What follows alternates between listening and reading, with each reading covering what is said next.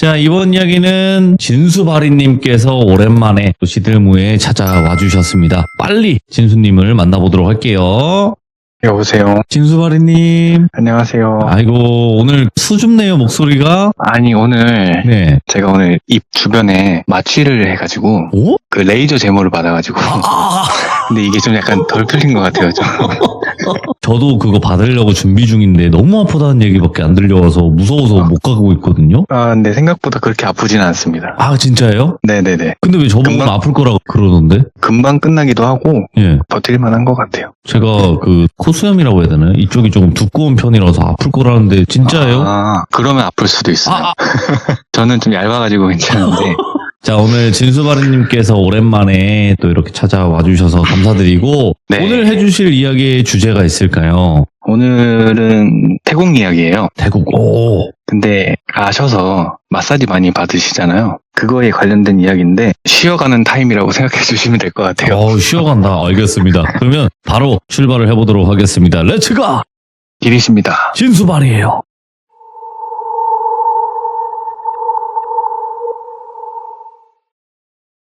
오늘 이야기는 말씀드렸다시피 태국 이야기고 친구한테 들은 이야기예요. 바로 시작을 해보자면 10년 전쯤에 20대 중반에 똘비라는 친구가 있었는데 이 똘비는 중국에 사는 유학생이었어요. 한국인 유학생. 거기서 이제 친해진 친구들하고 학교 생활을 잘 하고 있었는데 어느 날 한 친구가 방학 맞이해가지고 같이 여행을 좀 가자. 그래서 어디를 가려고 하냐 물으니 이번에 친구가 태국을 갔다 왔는데 좀 괜찮아서 나도 한번 가보려고 한다. 같이 네. 가자. 얘기를 하더래요. 그래서 생각보다 멀리 가네 하고 생각을 했는데 한번 가보고 싶기는 했대요. 그래서 삼가 의사를 밝히고 그 인원을 보니까 똘비를 포함해서 4명이 가게 된 거예요. 날짜를 잡고 이제 항공권 티켓팅을 하고 태국으로 출발을 하게 됐는데 태국 처음 갈 때 보통은 방콕을 많이 가잖아요. 똘비도 마찬가지로 방콕을 가게 됐는데 방콕에 도착해서 보니까 좋았대요. 그 자기가 살고 있던 도시보다 더 발전한 느낌이기도 했고 그래서 되게 재밌다 하면서 여행을 몇 박 며칠로 해서 즐기고 있었는데 가면 갈수록 그 4명 중에 똘비만 한국인이다 보니까 아무리 좀 친한 친구들이라도 취향이 갈리는 부분이 좀 있잖아요. 특히 식사 부분에서 좀 그랬대요. 똘비는 오랜만에 한식당 가서 한식도 좀 먹고 싶고 아니면 뭐 햄버거나 이런 패스트푸드를 좀 먹고 싶은데 이 친구들은 중국인이라서 그런 건 아니겠지만 그래도 중식을 찾더래요. 그렇게. 그런데 이게 한국식 중식이 아니고 오리지널 중식 있잖아요. 똘비는 이 중식을 그렇게 좋아하진 않았대요. 그래서 유학생활 중에도 혼자 밥을 해먹고 이런 스타일이었는데 여기까지 와서도 중식을 먹고 싶지는 않았대요. 그래서 하루는 얘들아 나 점심을 좀 따로 먹을게 이렇게 얘기를 하고 나왔대요. 그래서 막 돌아다니다가 맥도날드가 보여가지고 맥도날드 들어가서 햄버거를 먹었는데 그렇게 맛있을 수가 없었대요. 그래서 이 맛에 맥도날드 가는구나 하면서 빅맥을 먹고 그리고 옆에 카페에 가서 아이스 아메리카노도 먹고 혼자 시간을 좀 보냈는데 그렇게 혼자 좀 시간을 보내다 보니까 혼자 여행하는 게 더 좋았을 수도 있겠다라는 생각이 얼핏 들더래요. 아무래도 혼자 국적이 다르다 보니까 친구들이 하자는 대로 좀 끌려다니고 약간 좀 이랬던 거예요, 똘비가. 그래서 친구들한테 얘기를 했대요. 그 우연히 한국에서 알고 지내던 사람을 마주쳐가지고 이분하고 좀 저녁 식사도 하고 할게. 너네끼리 놀고 오늘은 따로 놀자. 이렇게 거짓말을 좀 쳤대요. 그래서 어차피 저녁에 호텔방에서 만날 거니까 괜찮겠지 하고 혼자 돌아다니기 시작한 거예요. 인터넷에 검색해서 뭐 좋다는 데도 가보고 여기저기 혼자 잘 다녔는데 날이 좀 어둑어둑해지니까 가볍게 이제 술 한잔 하고 싶어가지고 어디를 갈까 하다가 며칠 내내 라이브 펍을 갔었대요, 친구들하고. 그래서 펍 말고 클럽을 한번 가볼까 하는 생각이 들어가지고 저녁을 먹고 카페에 앉아가지고 클럽을 찾아봤대요. 어디 클럽이 좋은가. 근데 그때 당시에 방콕 내에서 좀 많이 유명한 클럽 한 곳을 찾게 되는데 네. 지금은 제가 알기로는 이 클럽 없어졌고 다른 유명한 클럽이 들어왔어요. 그때 당시에 EDM이 한창 많이 강세였을 때라 똘비가 이제 찾은 클럽은 올카인드 뮤직이라고 해서 K-팝도 나오고 팝도 나오고 뭐 힙합도 나오고 뭐 이런 클럽이었대요. 그래서 여기 가야겠다 싶어서 그 클럽을 가게 된 거죠. 한 10시쯤 들어갔는데 사람이 진짜 웨이터들 빼고 10명도 없더래요. 안에 음악은 막 쿵쿵거리는데 사람이 없으니까 에어컨 바람이 엄청 춥게 느껴지고 그래서 괜히 왔나 하고 있는데 바로 옆에 또 엄청 유명한 클럽이 하나 있어요. 그래서 거기를 가볼까 하다가 들어왔으니까 좀 있어보자 하는 생각으로 맥주를 시켰대요. 그래서 테이블 잡고 맥주를 마시면서 그냥 가볍게 리듬을 타고 있는데 그 중국 친구들이 위챗 방에다가 자기들 노는 거 사진 찍어가지고 올리고 막 그렇게 놀더래요. 그래서 똘비도 텅 빈 클럽 사진 보내주고 막 이렇게 친구들하고 핸드폰으로 놀고 있었는데 시간이 좀 지나고 똘비가 좋아하는 음악들도 나오고 해가지고 혼자 재밌게 놀았대요. 정신을 차려보니까 클럽 안이 꽉 차 있더래요. 그때 시간이 한 12시쯤 됐는데 진짜 꽉 차가지고 막 움직이기도 힘들 정도로 그렇게 꽉 찼는데 아 여기 진짜 하풀이구나 하면서 막 재밌게 논 거죠, 똘비도. 그러다가 한 테이블에 있는 사람들하고 눈이 몇 번 마주쳤대요, 계속. 그 테이블에는 남자 둘 그리고 여자 셋, 5명으로 구성된 무리였는데 그 중에 한 남자가 똘비한테 다가오더래요. 그래서 귓가에 입을 갖다 대면서 한국 사람이에요? 이렇게 묻더래요. 근데 발음이 괜찮았대요. 한국어 발음이. 놀라가지고 똘비가 네 한국인이에요 답을 했더니 그 똘비한테 다가온 태국인이 자기 잔을 이렇게 내밀면서 건배하자는 듯이 이렇게 하더래요. 그래서 똘비도 건배하고 한 모금 마시고 근데 그 태국인이 똘비 팔을 잡고 자기 테이블 쪽 가리키면서 자기 친구들이라고 같이 놀자 이렇게 하더래요. 똘비가 투게더 같이 뭐 이렇게 하면서 막 끌고 가더래요. 반강제식으로 끌려간 거죠, 똘비도. 갔더니 이제 양주 한 2-3병 있고 친구들 막 모여가지고 막 놀고 있는데 거기에 이제 껴가지고 인사를 한 거예요. 근데 5명이 다 친구 같고 그리고 나이대는 비슷해 보였대요, 똘비 본인하고. 근데 똘비가 끼므로써 좀 성비가 맞았다라는 생각이 들었대요, 그때 당시에 똘비가. 그래가지고 내가 있어서 3대3이 됐구나, 그것 때문에 나를 부른 건가 뭐 이런 생각도 했대요. 친구들하고 이야기도 주고받고 뭐 한국에서 왔냐, 몇 살이냐, 맞춰봐라, 뭐 어디 사냐 뭐 이런 대화를 주고받는데 예. 그 친구들은 그냥 로컬 일반인이더래요. 뭐 대학생도 있고 직장인도 있고. 그래서 친구 생일이어서 클럽에 왔다고 하더라고요, 그쪽은. 근데 그 와중에 노는데 그 중에 여자 한 명이 똘비하고 좀 아이 컨택이 좀 있었대요. 계속 몇 번 있었는데 똘비도 그 친구가 좀 자기 스타일이었던 거예요. 그래서 막 눈 마주치면 어색하게 웃다가 괜히 뭐 잔 들어가지고 짠하고 막 이렇게 숙맥처럼 있으니까 그 남자 친구들 2명 있잖아요. 그 둘이 뭐 눈치를 챈 건지 뭔지 모르겠는데 그 여자 친구를 똘비한테 막 밀더래요. 같이 놀으라고 둘이. 그래서 막 맞춰서 부비부비 춤도 추고 즐겁게 논 거예요, 그 자리에서. 이렇게 막 무아지경인 채로 막 놀고 있는데 갑자기 쾅 하는 소리가 들리더니 클럽 안에 조명, 불이 켜지더래요. 음악도 팝 발라드 음악이 나오고 웨이터들이 막 자리 정리하고 이러더래요. 시계를 봤더니 2시더래요. 태국 클럽은 새벽 2시에 닫는데 2부 클럽이니 뭐 그 이후에 하는 데도 있는데 거기는 보통 불법이고 이 클럽은 2시에 닫는 클럽인 거예요. 그래서 끝났구나 하고 재밌었다 생각하면서 같이 놀았던 친구들하고 막 연락처를 그 자리에서 주고받았대요. 근데 막상 헤어지려니까 좀 아쉽더래요. 그래서 너네 다 집으로 가냐 물었더니 그 중에 한 명이 우리 밥 먹으러 갈 건데 너도 갈래? 이렇게 묻더래요. 나는 좋다. 솔직히 술이 좀 들어가니까 배가 고픈지 안 고픈지도 모르겠고 그냥 가서 벌러덩 누워서 쉬고 싶은데 그것보다 얘네랑 같이 놀고 싶은 마음이 좀 더 컸대요. 그래서 반반 찢어져가지고 택시를 타고 밥을 먹으러 간 거죠. 근데 그 똘비랑 눈이 맞았던 그 여자 친구 있잖아요. 그 친구를 핌이라고 해볼게요. 핌이 좀 취해가지고 집에 간다고 막 택시를 잡더래요, 밥 먹다 말고. 그래서 친구 2명 나오고 똘비도 나오고 해서 택시를 태워서 집에 보낸 거예요. 근데 똘비도 핌을 보내고 나니까 호텔로 돌아가고 싶어지더래요. 피곤하고 술 기운도 막 가득이고. 그래서 친구들한테 나 가겠다, 나 모레까지 여기 있으니까 뭐 내일이나 뭐 클럽 가든지 아니면 저녁 먹든지 하자 이렇게 얘기를 하고 빠이빠이 한 거예요. 택시를 타고 호텔로 돌아왔고 프론트에 카드키 맡겨놓은 게 있어가지고 찾아가지고 방 안으로 들어갔더니 친구는 자고 있더래요. 둘둘 방을 잡았는데 이 친구는 똘비랑 같이 방을 쓰는 친구인 거죠. 대충 씻고 그냥 침대에 누워서 바로 잠이 든 거죠. 눈을 떴을 때는 그 중국 친구들이 방에 모여서 막 떠들고 있더래요. 그래서 아픈 머리를 부여잡으면서 일어났는데 아이고 술 얼마나 마셨길래 이제 일어나냐, 친구가 막 뭐라고 하더래요. 그래서 어제 좀 위스키를 마셔가지고 죽겠다 막 이렇게 얘기를 하니까 지금 몇 시인지 아냐고 물어보더래요. 시계를 봤더니 네? 아침 시간이 좀 지난 시간 정도였대요. 그래서 우리는 아침 먹고 왔는데 너 깨었는데 안 일어나서 그냥 우리끼리 먹고 왔다 이렇게 얘기를 하더래요. 그래서 그러냐, 근데 나는 아침 생각 없다 이렇게 대답을 하니까 빨리 씻고 나갈 준비나 하라고 보채더래요. 그래서 대충 어영부영 씻고 관광 모드 옷을 좀 챙겨가지고 챙겨 입고 밖으로 나간 거죠. 근데 아직 해는 짱짱하고 더우니까 카페에 앉아서 오늘은 뭐 할까 이렇게 이야기를 주고받고 있는데 그 어제 만났던 친구들하고 핌한테 연락이 오더래요. 어제 뭐 잘 들어갔냐, 뭐 재밌었다, 언제 돌아간다고 했지, 뭐 이런 연락이 오더래요. 그래서 하나둘씩 답장하면서 그 중국인 친구들하고 이야기를 하고 있는데 한 친구가 우리 오늘은 그냥 하루 짧게 투어 같은 거 한번 해볼까 이렇게 얘기를 하더래요. 머리 쓰기도 싫고 뭐 여행사 같은 데 가면 저녁까지 한 바퀴 도는 그런 투어 같은 거 있을 건데 그런 거 한번 해볼까 이러더래요.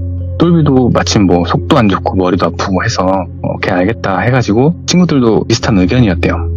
그래서 대충 길거리를 걷다가 길거리에 있는 그냥 여행사 작은 점포 같은 데 하나 있잖아요.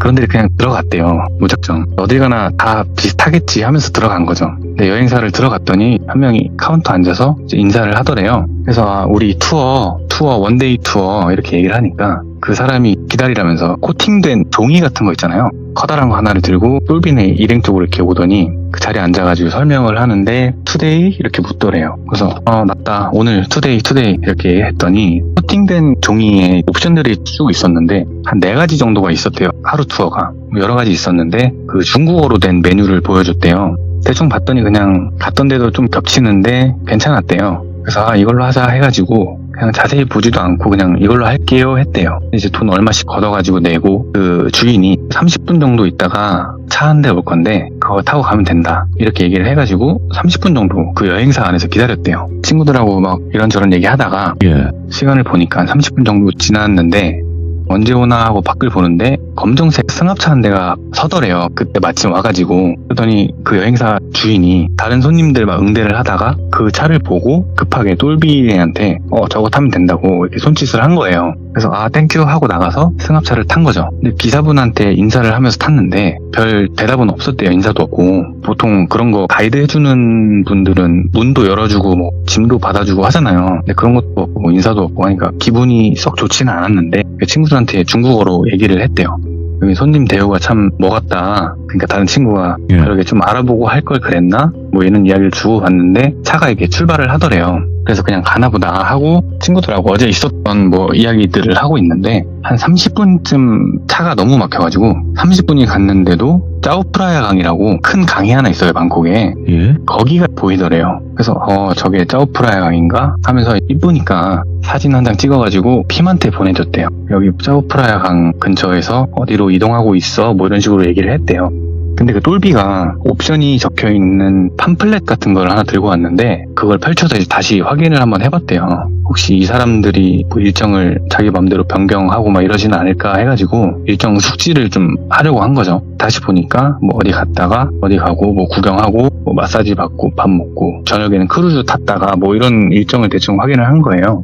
그래서 우선 여기를 가는구나 라는 걸 알고 이동을 했는데 이동 경로마다 좀 특이하거나 이쁘거나 한 그런 게 있으면은 사진을 찍어가지고 핌한테 보내주면서 여기는 뭐 하는 곳인지 뭐 이런 걸 좀 물어봤대요. 그렇게 한 20분쯤 더 갔을 때 차가 딱 섰는데 운전한 그 기사가 뒤를 보면서 태국어로 막 뭐라 하더래요. 근데 태국어를 모르잖아요. 한참 그 못 알아듣는 표정을 보이니까 번역기를 켜서 보여주는데 중국어로 된 번역이 뭐였냐면 시간상 그 일정이 안 맞아가지고 마사지를 먼저 받고 가겠다 이런 내용이었어요. 그래서 그래 몸도 뻐근했는데 뭐 잘 됐다 하면서 차에서 내리고 주변을 둘러봤더니 그냥 시내 아니었대요. 엄청 번화가까지는 아니지만 그래도 건물 꽤 있고 저 멀리 그 고층 호텔에 유명한 루프탑 바도 보이고 그랬대요. 그래서 막 주변 둘러보고 있는데 그 기사가 차에서 내려가지고 한 건물로 안내를 하는데 그쪽으로 그냥 따라갔대요. 2층짜리 건물이었는데 1층으로 들어가는 건 아니었고 건물 옆에 그 좁은 계단이 하나 있더래요. 그쪽으로 올라가는데 계단이나 건물이 낙후된 것 같은 느낌이 들어서 또 사진 찍어가지고 핌한테 보냈대요. 나 여기서 마사지 받게 생겼다. 이런 하소연 같은 걸 좀 했대요. 계단에 올라가서 꺾으니까 철제 문이 하나 있고 그 기사가 문을 열고 똘비 친구들 안으로 들어가라고 한 거죠. 친구들 따라서 들어갔는데 한 아주머니가 카운터 같은 곳에서 일어나가지고 뭐 인사를 하더래요. 똘비도 인사를 하고 소파에 앉아가지고 기다리고 있는데 기사가 문을 닫고 그냥 가더래요. 차에 기다리려나 보다 하고 그냥 그 아주머니가 안내해준 대로 각자 방에 들어갔대요. 방은 한 평 정도 되는 작은 방이었는데 중앙에 사람 한 명 누울 수 있는 매트 있고 거기에 수건 덮어져 있고 그 위에 갈아입을 수 있는 그 편한 옷이 하나 있었대요. 그냥 마사지샵 같은 느낌인 거죠. 거기 들어가서 매트 위에 있던 옷으로 갈아입고 엎드려서 이렇게 누워 있는데 마사지사가 들어오더니 인사를 하고 마사지를 시작한 거죠. 근데 마사지를 받는데 아직 좀 술이 들 깬 건지 잠이 막 쏟아지더래요. 그러다가 몇 분이 지났는지도 모르겠는 상황에 갑자기 손에 쥐고 있던 핸드폰이 진동이 막 울려가지고 화들짝 놀라가지고 핸드폰을 봤더니 핌한테 전화가 온 거예요. 그래서 잠깐 마사지를 멈추게 하고 일어나서 전화를 받았대요. 그러니까 여보세요? 이렇게 받으니까 좀 어눌한 한국어로 여보세요? 이러더래요. 그래서 여보세요? 이렇게 대꾸를 했더니 다 핌 친구예요. 지금 마사지 받아요? 한국말로 대답해요. 이러더래요. 그래서 그렇다. 지금 받고 있다. 얘기를 하니까 수화기 너머로 거기 마사지샵 아니에요? 나와야 돼요. 이렇게 얘기를 하더래요. 그래서 그게 무슨 말이냐, 여기 마사지샵 맞는 것 같은데 얘기를 하니까 거기 더 있으면 안 돼요. 빨리 나와야 돼요. 이렇게 얘기를 하더래요. 예. 너무 찝찝하잖아요. 안 되겠다 싶어가지고 아예 일어났대요. 손 저으면서 마사지 캔슬 이렇게 얘기를 했더니 그 마사지사 일어나더니 똘비를 못 나가게 문 앞으로 가더래요. 그래서 마사지 캔슬 취소한다고 이렇게 얘기를 했더니 아니다 이러더래요. 이게 무슨 뜻이냐면 안 돼 라는 뜻이거든요. 그래서 모르겠고 나 갈 거다 하면서 옷 챙겨가지고 한 팔로 그 마사지사를 살짝 옆으로 밀었는데 안 밀리더래요. 그래서 당황하고 있는데 전화기에서 못 나가게 해요? 이러더래요. 그래서 지금 못 나가게 한다 대답을 하니까 어떻게든 나와야 돼요. 이렇게 얘기를 하는 거예요. 그래서 알겠다 해가지고 똘비가 자기 입고 온 옷을 어깨에 걸치고 핸드폰을 주머니에 넣었대요. 그리고 문 앞으로 가면서 마사지사가 막으니까 그냥 몸으로 밀어버린 거예요. 아무리 뭐 힘이 좋아도 뭐 덩치 좀 있는 남자가 미는데 안 밀릴 수는 없잖아요. 그래서 결국에 문을 열고 도로 딱 나왔는데 그 들어왔던 입구 쪽에 소파가 있었잖아요. 거기에 태국 남자들이 몇 명이 앉아 있더래요. 근데 일반 손님으로 보이진 않고 똘비를 보자마자 좀 당황한 표정으로 소파에서 일어나더래요. 그러더니 똘비한테 다가오더래요. 똘비가 이거 뭐 된 것 같은데 어떡하지? 하고 있는데 지금 신발도 입구 쪽에 있어요. 맨발이에요 지금. 근데 쟤네들이 지금 막 다가오고 있는데 문 안에서 그 마사지사가 나오려고 문을 밀더래요. 그래서 이거 진짜 양난이다. 어떻게 해야 하나 하고 있는데 다른 방에 친구들이 있잖아요. 그래서 친구 이름을 막 소리치면서 부른 거예요. 나오라고. 그러니까 친구들도 나오는데 방 안에서 좀 몸싸움하는 막 후당탕하는 그런 소리가 들리더니 하나둘씩 나오더래요. 그래서 이 친구들도 이상한 걸 느꼈는지 뭐 묻지도 않고 같이 나가려고 하는데 그 소파에서 일어났던 그 태국 남자들이 이제 좀 어느 정도 가까이까지 왔는데 그 잭나이프라고 하나요? 작은 그 접이식 칼 있잖아요. 그걸 꺼내더래요. 그리고 이리로 오라고 막 손짓을 하는데 마사지사들은 허겁지겁 막 복도에 나왔다가 그 태국 남자들 보고 끝에 어디 구석방으로 사라지더래요. 지금 상황이 칼을 든 태국인들이 입구에 서가지고 복도는 막혀있고 어쨌든 밖으로 나가려면 이들을 뚫고 나가야 하는데 예. 지금 반팔에 반바지 그리고 맨손에 맨발인데 칼 든 사람들을 뚫고 가는 게 사실 말이 안 되잖아요. 가능해도 최소 피는 봐야 되니까 무서우니까 막 심장이 막 쿵쾅거리는데 친구들 심장 소리가 막 섞여서 들리더래요. 그 정도로 막 심장 소리가 크게 나더래요. 근데 그때 그 마지막에 나왔던 친구가 중국어로 내 방에 작은 창문 하나 있던데 그쪽으로 뛰어내리자 이렇게 속삭이더래요. 그래서 그거밖에 없겠다 해가지고 넷이 동시에 그 마지막 나온 친구 방으로 막 달려간 거예요.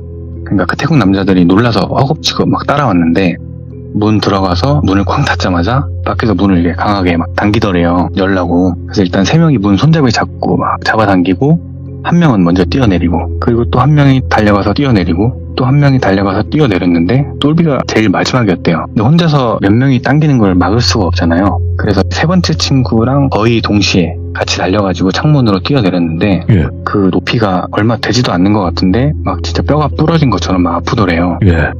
근데 지금 거기 가만히 있을 수는 없으니까 친구를 따라서 막 뛴 거죠. 한참을 막 뛰는데 맨발이기도 하고 그래서 점점 속도를 못 내겠더래요. 그래서 일단 몸을 숨길 데를 찾자 해가지고 한 건물 사이에 숨었대요. 넷이서. 근데 드는 생각이 아직도 해가 이렇게 중천인데 이런 일이 있는 게 말이 되나? 하면서 막 심장은 빨리 뛰고 무서워가지고 숨어 있는데 갑자기 생각이 나는 게 친구들한테 잠깐 있어봐 하고는 핸드폰을 꺼내가지고 핌한테 다시 연락을 한 거예요.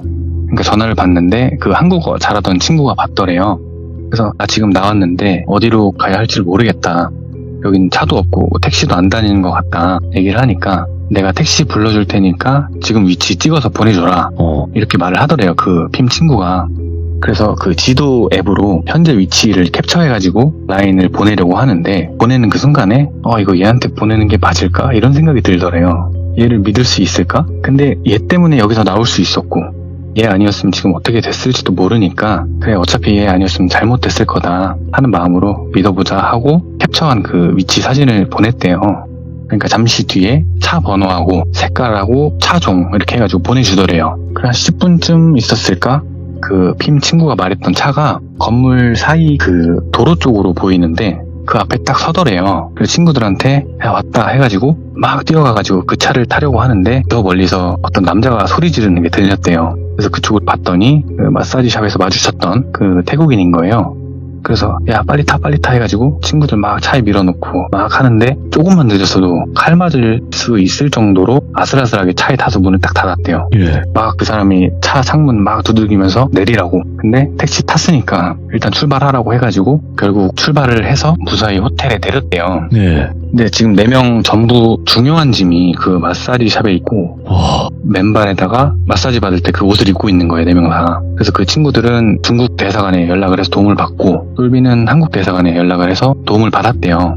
일단 병원 가서 검사도 받고 했는데 뭐 가벼운 타박상 말고는 크게 다친 곳은 없었고 그 대사관에서 비상여권 받고 경찰에 신고할 수 있게 좀 도와줬대요. 근데 이 똘비랑 친구들이 직접적으로 당한 게 없고 이게 확실하지가 않으니까 그 사건을 조사하고 뭐 수사하고 이렇게 하는 게 좀 진행이 더디더래요. 아. 기다려라 라는 말만 하고 그냥 경찰들 입장에서는 마사지 업소에 개인 소지품 놓고 온 거예요. 지금 경찰들이 보기에는 똘비네가 아는 게 그 여행사 통해서 갔다는 거랑 위치 캡처해 놓은 거 사진 그거 2개잖아요. 그 위치에 경찰들이 가도 실제로 똘비네가 직접 가야 이 건물을 찾을 수 있단 말이에요. 근데 그 다음날에 중국으로 돌아가야 하니까 하는 수 없이 수사해달라 요청만 하고 중국으로 돌아갔대요. 중국 도착해서 핌하고 연락을 주고받는데 도움을 줬던 핌 친구 있잖아요. 그 친구가 한국에서 어학당인지 뭐 유학생활을 했어가지고 예. 한국말을 잘했던 건데 그 친구한테 고맙다고 인사를 좀 했대요. 근데 그 친구가 말해주기를 최근에 한국인 친구가 방콕에 와가지고 본 적이 있는데 예. 이 친구가 방콕에 와서 당할 뻔했던 일이라고 자기한테 이야기를 해줬대요. 예. 차 잘못 타가지고 진짜 인생 마감할 뻔했다 뭐 이런 이야기를 들어서 대충 알고는 있었는데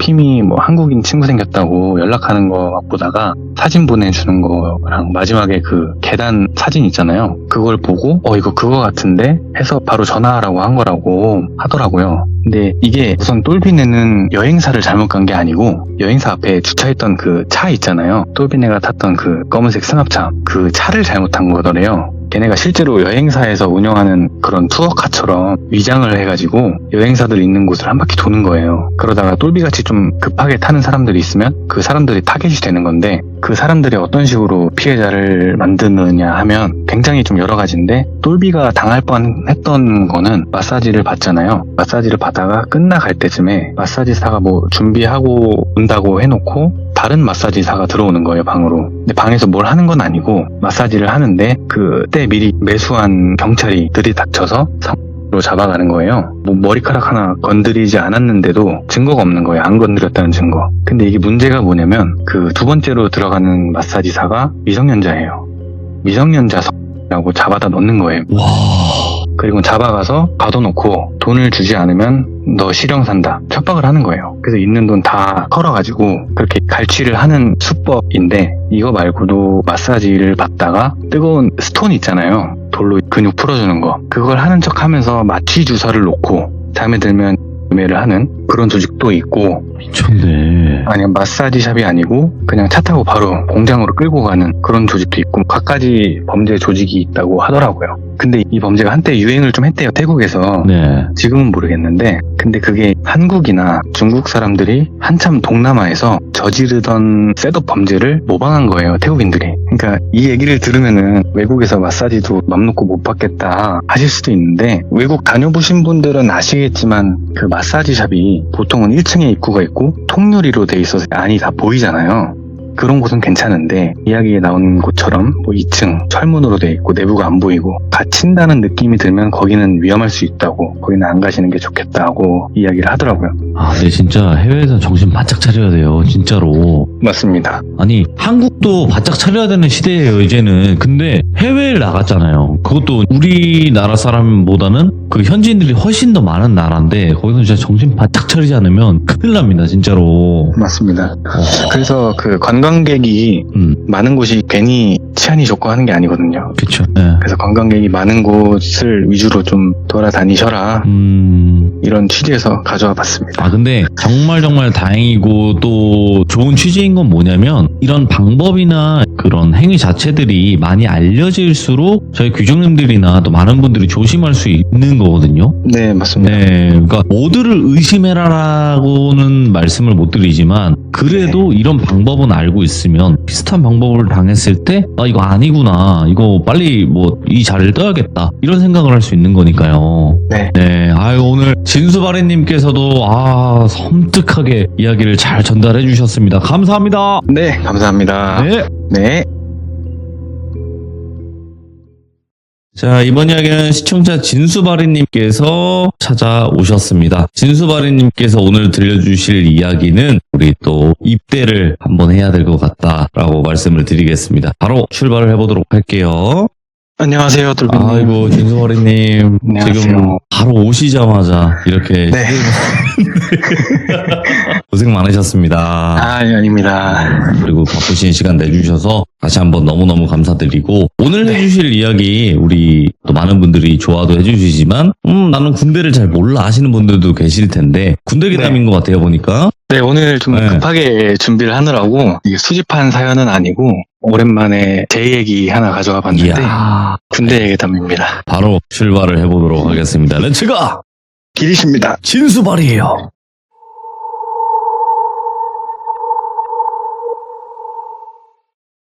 우선 제가 복무를 했던 부대는 경기 북부 쪽에 있고요. 4단이나 여단 같은 큰 규모는 아니고 그냥 대대 단위의 작은 부대였어요. 제가 처음 자대를 가서 2주대기 기간을 받았는데 2주대기가 뭐냐 하면 훈련소를 수료하고 처음 자대 배치를 받아서 자대에 가면은 노란색 견장을 하나 줘요. 이게 그 유명한 2등별이라고 하는데 아무도 못 건드는 최고 계급이라고 보시면 돼요. 진짜인 줄 알아요, 근데. 근데 그 매직이 한 2주 가는 거예요. 네. 2주 동안에는 자대에 적응하는 시간을 갖게 되고 그래서 근무를 안 세우거든요, 그때는. 그래서 2주 대기가 끝나고 근무를 서기 시작하면서 이야기가 시작이 됩니다. 야간 근무는 크게 두 가지가 있는데 초병 그리고 불침번이 있거든요. 근데 여기서 제가 보내드렸던 그 약도를 보시면 가운데 핑크색 원으로 쳐져 있는 곳, 여기가 정문이고 오른쪽에 파란 원이 후문, 이렇게 해서 문은 두 개예요. 핑크색은 저희 본부중대가 맡아서 하고 파란색은 1중대가, 주황색은 2중대가 맡아서 근무를 섰어요. 저는 본부중대였어서 입구 쪽에서 초병을 서게 되는데 저희는 선임병, 후임병 둘이서 작은 초소 안에 들어가서 경계 근무를 서는데 선임병은 바깥 도로 방향을 경계하고 후임병은 안쪽을 경계하는 거예요. 그래서 어느 날 한 고참하고 근무를 서게 됐는데 그 고참이 저한테 야, 너 돌비탑 귀신이라고 아냐? 이렇게 물어보더라고요. 그래서 잘못 들었습니다. 이렇게 대물으니까 약도에서 보시면 그 빨간색 네모가 하나 있을 거예요. 그게 돌비탑이라고 하는 큰 비석인데 높이가 한 2m 정도 되는 좀 큰 비석이었어요. 네. 돌비탑이라고 초병 서다 보면 바로 보이는 비석 하나 있지, 거기서 귀신 나온다, 근무 서다가 돌비탑 유심히 한번 봐봐, 이렇게 얘기를 하더라고요. 근데 보통 선임병들이 후임병들을 겁주려고 하는 이야기잖아요, 귀신 이야기가. 그래서 그냥 네 알겠습니다 하고 근무를 섰어요. 돌비탑 귀신은 그냥 무사히 첫 근무 마쳤죠. 근데 어느 날 저를 좀 잘 챙겨주던 한 고참이 저한테 이렇게 얘기를 하는 거예요. 야, 진수야, 너 돌비탑 귀신이라고 아냐? 근데 이 고참은 저보다 한 달 고참이었거든요. 그래서 근무를 선 지 얼마 안 된 상황인 거예요, 이 고참도. 아무튼 그래서 돌비탑 귀신 말입니까? 저도 김상병님한테 얘기 들어서 알고는 있는데 그거 진짜입니까? 이렇게 물어봤죠. 그러니까 나 어제 야간에 근무 서다가 본 것 같아, 이렇게 얘기를 하더라고요. 그래서 정말입니까? 이렇게 대충 대꾸를 했는데 이때 사실 안 믿었죠. 후임병은 근무를 서면 돌비탑을 정면으로 보거든요. 근데 그 돌비탑 때문에 안 보이는 길이 있어요, 초소에서. 그쪽에서 내려온 건지 뭔지 모르겠는데 이 고참이 하는 말이 갑자기 1중대 근무자들도 아니고 네. 돌비탑에서 갑자기 머리 하나가 튀어나오더래요. 몸은 숨기고 머리만 쓱 내미는 거 있잖아요. 그렇게 나오더니 그 사람 얼굴이었는데 눈이 딱 마주쳤대요. 근데 갑자기 입이 막 찢어질 것처럼 웃더래요, 그게. 그래서 너무 놀라가지고 뒤에 바로 있던 선임을 불렀는데 선임이 대답을 안 하더래요. 그래서 뒤를 딱 돌아봤더니 자고 있었대요. 선임이 졸고 있더래요. 다시 고개를 앞으로 돌렸더니 사라졌다는 거예요. 그래서 이 이야기를 낮에 들었는데도 무서운 게 매일 새벽에 돌비탑을 봐야 되잖아요. 당연히 좀 무서울 수밖에 없었거든요. 그때는 장난이라고 해도. 근데 고참이니까 그만하라고 할 수도 없고 얘기를 좀 더 들어줬죠. 다른 사람들이 봤다는 이야기를. 그게 제가 들은 최초의 돌비탑 귀신 실제 목격담이었는데 그 이후로도 한 4-5번 정도 더 들었던 것 같아요. 이 돌비탑 귀신을 봤다는 선임들 얘기를. 근데 왜 나한테는 안 보이지? 네. 사실 안 보이는 게 좋은 거긴 한데 이 사람 저 사람 계속 이야기가 도니까 궁금해지더라고요. 그 돌비탑 귀신이 뭔지. 누구는 아까 말씀드린 것처럼 머리만 빼꼼 내밀어서 쳐다본다고 하고, 누구는 또 활동복 위에다가 분장을 차고 돌비탑 주변을 막 뛰어다닌다고도 하고, 또 누구는 위병소 쪽에서 쳐다보고 있다고 하기도 하고, 이런 얘기가 엄청 돌았거든요. 그러다가 어느 날 제가 한 일병 한 3, 4, 5봉 때쯤 됐을 때거든요. 부대 훈련식이었는데 부대 저희 본부 중대만 남고 나머지 1, 2, 3 중대는 나가서 여단 훈련을 받는 그런 상황이었어요. 어느 날과 다를 것 없이 제가 야간 근무를 서고 있는데 적당히 좀 친하던 고참하고 같이 근무를 나갔어요. 네. 잠에서 깨가지고 나가는 거니까 좀 졸리고 하잖아요. 저도 들어가서도 계속 눈 깜박이면서 잠 깨려고 막 노력하고 있었는데 한 30분쯤 섰을 때 누가 지나간 게 아닌데 갑자기 돌비탑에서 어떤 사람이 쓱 나오더니 일중대 초소 방향으로 이렇게 올라가더라고요. 그래서 뭐지? 했죠 처음에는. 근데 분명 존 것도 아니고 다른 데 보고 있었던 것도 아니고 그쪽을 보고 있었는데 돌비탑 쪽으로 누군가 들어간 적이 없었는데 갑자기 사람이 나타나니까 깜짝 놀라가지고 뭐지? 했는데 돌비탑 우측에 가로등이 하나 있어요. 그 가로등 아래 딱 서더니 몸은 가던 방향을 향해서 가고 있는데 고개발 쓱 돌려가지고 저를 보는 거예요. 근데 그게 진짜 기괴한 게 뭐냐면 사람이 돌릴 수 있는 그 고개 각도 한계가 있잖아요. 근데 그냥 고개만 쓱 돌렸는데 그게 뒤를 보는 정도로 고개가 돌아오는 거예요. 그런 상태에서 저를 보는 게 느껴졌어요. 제가 그때 느끼기에. 그러면서 씩 웃는데 저게 돌비탑 귀신인가? 하는데 무섭잖아요. 귀신을 봤으니까. 그래서 얼어가지고 내가 진짜 귀신을 보고 있는 게 맞나? 싶어가지고 막 눈을 비비고 별 짓을 다 했는데도 계속 그 자리에서 저를 보고 있는 거예요. 입이 막 찢어질 듯 웃으면서. 그래서 제가 그 총기 보면 개머리판 부분 있잖아요. 총을 뒤로 이렇게 쓱 밀어가지고 선임 등에 닿게 했어요. 원래 이러면 좀 난리가 나죠. 욕먹고. 근데 너무 무서우니까 목소리도 못 내겠고 그거밖에 못 하겠는 거예요. 총을 뒤로 쓱 밀어가지고 선임 등에 닿게 했는데 분명 느껴지는 느낌은 개머리판이 선임 등에 닿았는데 아무런 대꾸가 없는 거예요. 그래서 진짜 용기를 내가지고 고개를 돌렸어요. 선임 쪽으로. 근데 그 선임이 지금도 좀 소름 돋는데 그 선임이 저를 보고 있더라고요. 빤히. 아까 말씀드렸다시피 서로 반대편을 보고 있어야 되고 고개 돌리는 것도 아주 잠깐 아니면 안 되거든요. 상황실에서 CCTV 보고 바로 전화 오고 욕하고 해요. 근데 고참이 몸도 완전히 제 쪽으로 돌려서 저를 빤히 보고 있는 거예요. 너무 무서워가지고 깜짝 놀라가지고 으악 하면서 부저를 눌렀어요. 이 부저가 뭐냐면 위병소하고 연결되어 있는 건데 버튼을 누르면 위병소 안에서 징 하고 울려요. 특이사항이 있으면 위병을 부를 때 쓰는 용도인 거죠. 그 부저를 누르고 저는 다시 제 경계 방향으로 고개를 돌려서 있는데 그 돌비탑 귀신이 사라진 거예요. 근데 지금 돌비탑 귀신보다 선임이 더 무서운 거예요. 바로 뒤에서 숨소리도 들리는데 바로 뒤에서 저를 계속 이렇게 보고 있으니까 고참이 제 뒷모습을 보고 있는 상황인 거예요. 근데 그때 위병이 위병소에서 나오면서 왜 뭔데? 하면서 이렇게 나오는 거예요. 그래서 제가 딱은 모르겠냐 생각하면서 고개랑 눈을 슬쩍 돌렸어요. 그 위병 나온 쪽으로. 근데 그 흙이 보는데 그 고참이 저를 안 보고 있고 그냥 제대로 근무를 서고 있는 거예요. 그래서 언제 돌렸지? 하는데 위병이 초소 쪽으로 다가오면서 왜 눌렀냐고 이렇게 묻더라고요. 그래서 최일병이까지 말했는데 뭐라고 할 말이 없는 거예요. 근데 그때 그 뒤에 있던 고참 최일병이 흠칫하면서 돌아보더라고요. 그러니까 위병이 야 최일병 너 잤냐? 이렇게 묻더라고요. 그래서 그 최일병이 아닙니다 대답을 했는데 위병이 속된 말로 좀 개집을 한 거죠. 조병수 다 자냐고. 그래서 어찌저찌 욕 들어먹고 다시 근무를 서는데 생각해보니까 지금 상황이 고참이 잤다고 제가 위병한테 잃은 꼴이 된 거잖아요 지금. 그래서 좀 억울한데 들어가면 또 욕먹겠다 하고 생각을 하고 있었는데 막사 쪽에서 3명이 근무교대가 이제 오더라고요. 시간을 보니까 저희는 아니고 1중대 병사들이었는데 돌비탑 지날 때쯤에 제가 고참한테 1중대 근무교대 지나가고 있습니다 이렇게 얘기를 했더니 그냥 라고 대답을 하더라고요. 그냥 그런가 보다 하고 계속 근무를 서고 있는데 근무 교대를 갔으면 전에 근무를 서던 사람이 돌아와야 되잖아요. 근데 안 오는 거예요. 그 1중대 사람들이. 이상하다. 주도로가 아니고 다른 길로 갔나? 다 다른 길이 있기는 있어요. 가끔 그 교대장이 장난친다고 그런 길로 가는 경우도 있고. 근데 가만히 생각을 해보니까 오늘 부대에 저희밖에 없거든요. 본부중대. 지금 1중대, 2중대, 3중대 다 훈련 나가가지고 후무는 폐쇄하고 2중대가 근무서는 탄약고는 본부중대에서 맡아서 근무를 서고 있었단 말이죠. 오. 근데 1중대들이 분명 지나갔잖아요. 갑자기 온몸에 막 소름이 확 돋는 거예요.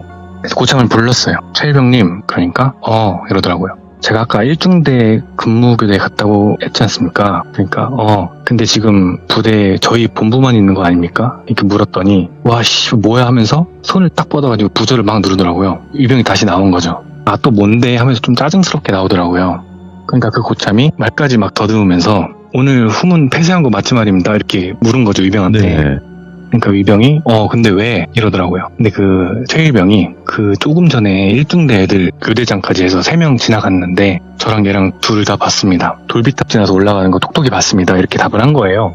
그러니까 위병 입장에서는 난리가 난 거죠. 거수자 3명이 부대 안에서 총 들고 지나간 거니까 확실해? 이렇게 물은 거죠. 근데 확실하거든요. 저 안 졸았고 최일병도 직접 봤다니까. 그래서 확실합니다. 이렇게 대답을 했더니 위병이 지휘통제실에 연락을 한 거죠. 그래서 부대가 난리가 났어요. 거수자 3명이 부대 안을 총을 들고 배회하고 있다. 이 상황인 거예요. 그래서 부대에 지금 본부중대밖에 없는데 본부중대에도 5분대 기조가 있기는 해서 바로 5대기 출동하고 부대 내부를 싹 뒤진 거예요. 그러는 동안에 저희도 근무 교대를 하고 바로 그 3명을 찾으려고 막 돌아다닌 거죠. 근데 아무리 뒤져도 안 나오는 거예요.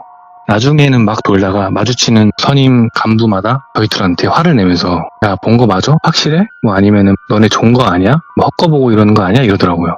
근데 저희는 진짜 본 게 맞으니까 아니라고 했죠.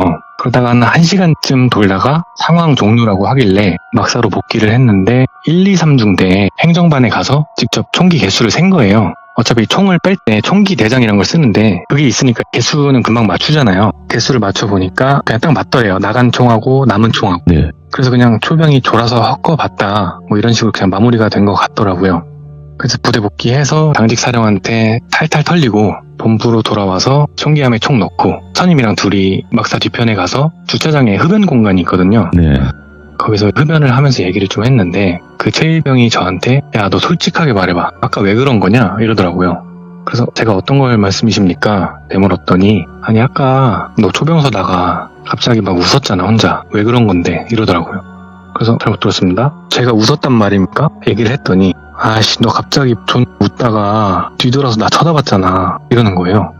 너무 무서워가지고 이 사람이 지금 장난칠 상황은 아닌데 진심인가 싶어가지고 제가 본 걸 얘기했어요. 저 돌비탑 귀신을 봤는데 너무 무서워가지고 최일병님 부르려고 뒤를 돌아봤는데 최일병님이 저를 보고 계셨다. 그래서 놀라서 부저를 누른 거다 이렇게 얘기를 했더니 최일병은 그게 아닌 거예요. 뭔 개소리야 하더니 자기는 그냥 근무를 서고 있는데 제가 뒤에서 그냥 계속 한참 쿡쿡거리더래요. 웃더래요. 쿡쿡거리면서. 그러다 참다가 한번 뒤를 딱 돌아봤는데 제가 몸을 돌린 상태로 본인을 보고 있더래요. 그거에 놀라가지고 다시 앞으로 고개를 돌리고 혼자 생각을 했대요. 뭐지? 얘 뭐지? 했대요. 그러다 잠깐 있다가 제가 갑자기 부저를 눌러가지고 위병이 나온 거다 이렇게 얘기를 하더라고요. 그래서 아닌데 했죠. 근데 뭐 선임이 그렇다고 우기는데 제가 뭐라고 할 수는 없잖아요. 그래서 지금 서로 말이 안 맞는다. 이거 그냥 귀신 홀린 거 아니냐 이렇게만 얘기하고 끝났어요. 다음날 저희 둘은 행정반에서 또 탈탈 털리고 사유서라고 하나요? 그런 걸 쓰고 선임들한테도 혼나고 그렇게 많이 혼나고 넘어갔어요. 그 일은. 근데 그날 한 간부님한테 얘기를 들었는데 제가 귀신을 본 그날 그 근방에 있는 한 사단에서 어떤 한 간부님이 총을 들고 타령을 해서 그 총으로 스스로 목숨을 끊은 일이 있었거든요. 뉴스에도 나온 건데 제가 귀신 본 거랑 뭐 전혀 상관은 없는 일이지만 좀 그렇잖아요. 제가 귀신 본 날 그런 일이 있었다는 게 그래서 그냥 우연이겠지 하고 그냥 그 일은 천천히 잊혀졌는데 얼마 후에 2-3번 정도 돌비탑 귀신을 더 봤어요. 예. 근데 뭐 이렇게 큰 일이 있었던 건 아니고 돌비탑에 서서 저를 쳐다본다던가 아니면 멀리서 이렇게 쳐다보다가 갑자기 막 뛰어오다가 멀어지고 와. 뭐 이런 일이 좀 몇 번 있었거든요. 근데 신기한 게 제가 돌비탑 귀신을 보는 날이면 한국 군에서 사건 사고가 터지는 거예요. 오? 한 번은 저희 부대 한 하사분께서 타령을 하시는 일이 있었고 한 번은 아시는 분들은 아실 건데 노크 귀순이라고 아시는 분들은 아시지만 그 엄청 큰 사건이 하나 있었어요. 북한군이 GOP까지 들어와서 귀순을 했던 사건인데 작든 크든 그런 사건 사고가 생기는 거예요. 그 귀신을 본 날이면. 그래서 보면 무서운 것도 있지만 또 이제 무슨 일이 생기진 않을까 하는 게 더 크더라고요, 나중에는. 근데 다른 병사가 봤다는 날에는 별일이 없는데 제가 본 날만 다 그러니까 좀 무섭더라고요. 그러던 어느 날 시간이 좀 지나고 제가 선임 축에 드는 그런 계급이 됐고 한 신병하고 근무를 선 적이 있어요. 반대로 제가 선임이라서 바깥쪽을 보고 이 후임은 돌비탑 쪽을 보는 거죠. 근데 이 후임이 어떤 친구였냐면 조금 연약하고 조용조용하고 그냥 어디에서나 좀 볼 법한 그런 좀 평범한 느낌이었는데 이 친구랑 근무를 서게 됐는데 이 친구를 박이병이라고 해볼게요. 네. 박이병이 근무를 나가면서 저한테 물어보는 거예요. 진수 상병님 혹시 돌비탑 귀신이라고 들어보셨습니까? 그래서 나한테 돌비탑 귀신 얘기는 하지 마라 이렇게 얘기를 했죠. 제가 보면 사건 사고가 생기니까. 그랬더니 이제 박이병이 아 죄송합니다 하더니 그 뒤로는 별말 없더라고요. 그래서 초소에 들어가서 근무를 서는데 새벽에 그냥 멍하니 있으면은 진짜 시간도 안 가고 졸리고 하거든요. 최대한 뭐 이런저런 생각 많이 하면서 뭐 휴가 생각도 하고 하는데 박이병이 갑자기 진상병님 1중대 근무 교대 지나가고 있습니다 이렇게 얘기를 하더라고요. 뒤에 쓱 보고 지나가길래 라고 답을 했죠. 그리고 3, 4분 있다가 박이병이 진상병님 1중대 근무 복귀 지나가고 있습니다 얘기를 한 거예요. 그래서 이번엔 보지도 않고 그냥 했어요. 근데 얘가 제 대답을 들은 건지 뭔지 막 이러는 거예요. 그래서 살짝 애매한 게 이게 코가 막혀서 푸는 건가 아니면 웃는 건가 모르겠어가지고 별 말을 안 했어요 제가. 근데 한 5분 넘게 계속 이러는 거예요. 그러다 조용해졌는데 시간이 어느 정도 좀 흐르고 갑자기 그 박이병이 전투화 뒷굽 있잖아요. 거기로 제 종아리 부분을 툭 치는 거예요. 그래서 했는데 실수겠지. 다리 아파서 다리 풀다가 그냥 부딪힌 거겠지 했는데 보통 그러면 죄송하다고 해야 정상이거든요. 근데 아무 말이 없는 거예요. 그래서 얘 뭐 하나 뒤를 슬쩍 봤는데 얘가 돌비탑 쪽이 아니라 저를 보고 있는 거예요. 뒤꿈치가 아니고 앞 코 부분으로 저를 찬 거예요. 그래서 제가 너 뭐하냐? 이렇게 물었더니 박이병이 갑자기 소리를 빽 지르더니 그 부저를 막 누르는 거예요. 그래서 야 너 왜 그래? 왜 그래? 했는데 애가 좀 이상해요 상태가. 온 몸이 막 떨린다고 해야 되나? 그러면서 막 눈이 뒤집혀지는 거예요. 그래서 제가 왜 그래? 하면서 몸을 잡는데 위병이 나왔어요. 근데 박이병이 눈 까디집고 막 몸을 흔들면서 쓰러지려고 하니까 위병도 놀라서 달려온 거죠. 그러다가 박이병이 초소 안에서 쓰러진 거예요. 그래서 제가 위병한테 야 행정반에 빨리 연락해 하고 건들면 위험할 것 같아서 어쩌지 하고 있는데 숨은 잘 쉬는 것 같더라고요. 그래서 일단은 그냥 뒀는데 입에서 거품이 올라오는 거예요. 와 이거 진짜 큰일이다 해가지고 일단은 막 부저 눌러가지고 위병 보고 야 여기 들어와서 네가 근무 서고 있어 하고 걔를 들쳐 업어가지고 원래 그러면 안 되지만 막사로 막 뛰었어요. 주도로로 간 게 아니고 그냥 연병장을 통과해서 막 뛰었어요. 그래서 바로 의무대에 집어넣고 당직사관한테 얘기해서 의무병 깨우고 당직사관이 뭐 군의관도 부르고 해가지고 실제로 군의관이 한 30분도 안 돼서 부대로 들어온 거예요. 네. 그래서 의무대에서 뭐 어떻게 링거를 맞았는지 뭘 했는지 모르겠는데 금방 정신은 차리더라고요. 그래서 저는 당직사관하고 당직사령한테 뭐 이러이러한 상황이었다 설명을 하고 그분들이 들어가서 자라 해가지고 자기 전에 그 친구한테 갔어요. 그래서 어디 아프냐 왜 그러냐 물었더니 사실 이 친구 어머니가 무당이시래요. 그래서 그런지 본인도 좀 못 볼 걸 좀 본다 이렇게 얘기를 하더라고요. 그래서 아 그러냐 했는데 아까 초소에서 있었던 일을 이야기해주는데 박이병이 그 1중대 근무교대 지나간 걸 저한테 보고했잖아요. 근데 그 복귀를 하는 1중대 애들을 보는데 이제 돌비탑 정면으로 봤을 때 오른쪽에서 돌비탑을 지나서 왼쪽 막사로 가는 방향인데 돌비탑이 높다 보니까 가려지는 순간은 안 보이잖아요. 분명 3명이 들어갔는데 나오는 게 4명이더래요. 그래서 너무 깜짝 놀라가지고 저게 뭐지? 하는데 돌비탑 귀신밖에 생각이 안 나더래요. 그래서 너무 무서워가지고 저한테 말을 하려고 뒤를 딱 돌았는데 제가 본인을 무표정으로 보고 있더래요. 그래서 너무 깜짝 놀라가지고 부저를 막 눌렀는데 그 순간 제가 막 웃더래요. 보고 놀라가지고 이제 발작이 온 것 같다고 하더라고요. 원래 몸이 좀 약했어서. 근데 이제 그 얘기를 듣는데 제가 겪었던 일하고 똑같잖아요. 제가 후임병 때 후임과 선임의 입장이 다른 상황, 서로 다른 걸 본 거잖아요. 또 그런 일이 있었는데 다행인 거는 돌비탑 귀신은 그게 마지막이었어요. 제가 경험한 거는. 그 이후로 누가 봤네 뭐 어쨌네 뭐 이런 얘기는 들었는데 제가 뭐 직접 겪거나 본 적은 없거든요. 돌비탑 귀신 얘기는 여기서 끝인데 그 박이병 있잖아요. 사건이 있고 한두 달 정도 후에 이제 의가사 제대를 했어요.